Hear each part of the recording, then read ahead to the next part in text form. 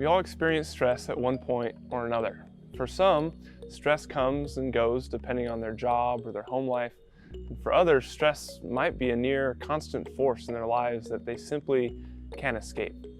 Nevertheless, stress is something that we all must navigate. The first thing I personally have to remind myself of in regards to stress is that it's never going to be easy. Going through stressful times is difficult, and each new stressful situation will be unpleasant and hard, but that is simply the nature of this beast we are all experiencing called life. In times of stress, I'll generally first attempt to slow things down.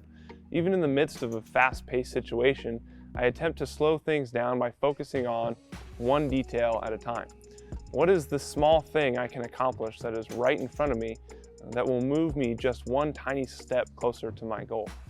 Once I identify that small, sometimes minuscule step, I take it, and then I move on to the next. And by breaking the stressful situation up into little bite-sized pieces, it seems to slow things down to a negotiable rate. The other thing that helps me immensely in stressful situations is taking time to breathe, to take a deep breath, collect my thoughts, remind myself of truthful things, and in so doing, prepare myself most adequately for whatever situation I find myself in. The difficult thing about stressful situations is that sometimes we don't see them coming, so another helpful thing we can do is to be prepared.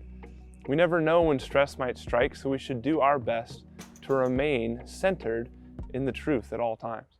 In John 15, Jesus reminds us, "Remain in me as I also remain in you. No branch can bear fruit by itself, it must remain in the vine. Neither can you bear fruit unless you remain in me." Stress will always be a challenge, but remain in Him and you will bear fruit.